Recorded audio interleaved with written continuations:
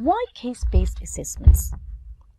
There is a call for all higher education institutions from the Department of Higher Education and Training to transform curriculum and assessment so that they are relevant and responsive to societal needs and workplace demands. Case-based assessments are most appropriate for this purpose, as they focus on authentic learning. Case studies or scenarios reflect real-life situations or scenarios in the real workplace. It also assesses students' high-order thinking skills, such as application, analytical skills, and evaluation. Now let us look at what is a case-based assessment. A case study is a scenario in a particular professional context which students are expected to analyze and respond to, guided by specific questions concerning the situation. It involves a number of issues or problems that must be dealt with in a professional workplace. It requires students to identify problems and issues in a scenario. It requires students to demonstrate their knowledge of theories and professional policies and to make decisions and recommendations based on these to either prevent or solve some of the issues in that scenario. Now let us take a deep dive into the essence of a case study. A case study may describe an individual, a situation, person, business organizations in detail.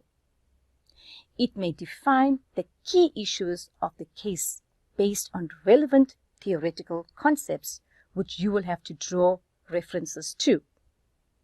It recommends a practical course of action for a particular case.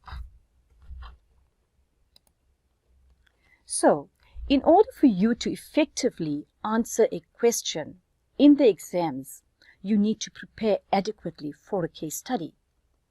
So how do you go about preparing for case studies before exams?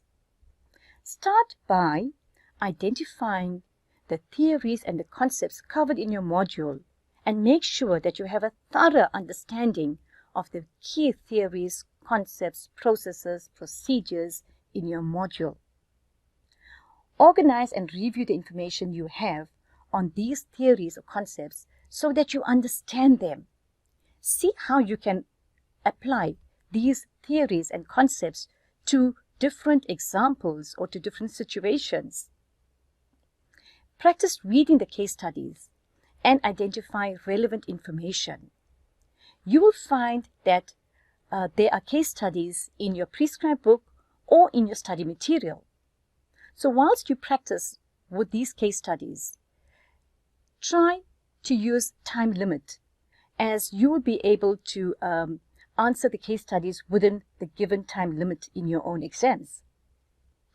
Practice relating concepts and theories to real-world situations from your learning activities and your prescribed book.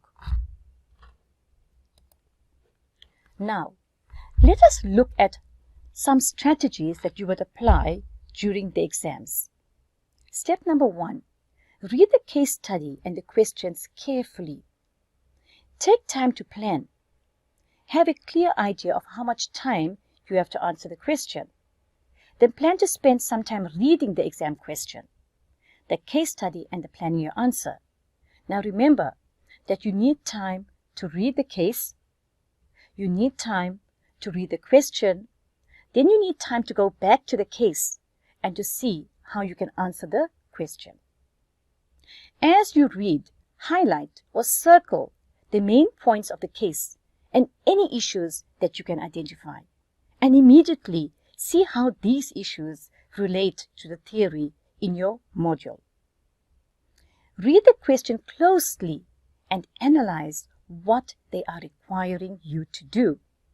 They may ask you to analyze, they might ask you to recommend, they might ask you to even present your own views or opinions on a given case. Read the case again, linking the information that is relevant to each question you have been asked. you may have multiple questions within a case study. Step number 2. Identify the issues in the case study. Skim read the case study to get the general idea. Case studies describe a situation which may arise in a particular profession or social context. They often involve a number of people in a complex situation which you need to analyze. They will often describe a situation which is problematic, or it may even be a situation that has a positive result, possibly in how it is dealt with or in its complexity. An important part of your answer is to analyze the situation and to identify the issues or actions described in the case which may be problematic.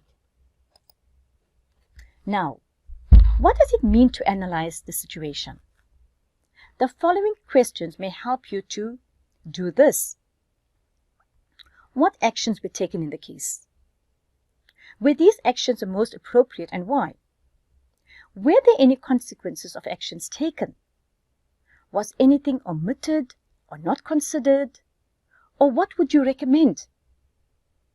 Were actions or procedures in line with the existing codes of practice, policy, theories, or professional practices?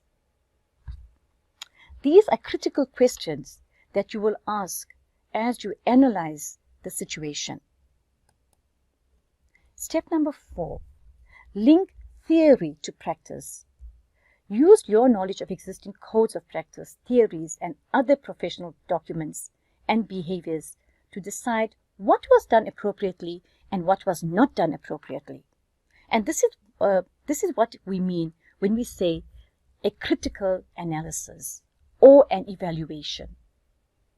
Answer the question linking relevant theories and concepts to specific information from the case study. So, when you refer to a theory or a process or a policy from your module, make specific reference to the information from the case study. Step number 5. Writing the answer. Usually, you will need to write your answers in clearly formed paragraphs, which have a clear topic that is well supported with evidence and examples. Instead of simply describing or restating information from the case itself, which is often a very, very common mistake made by students, we want you to use specific details or examples to support the points you are trying to make. This is where you link theory to facts from the case study. So, what it means is that you will identify key facts and use these facts to support the claims that you are making in your answer. In conclusion, I hope you now have a better understanding of case studies and find this presentation helpful. We wish you every success in your exams. Stay positive, work hard, and make it happen. Thank you.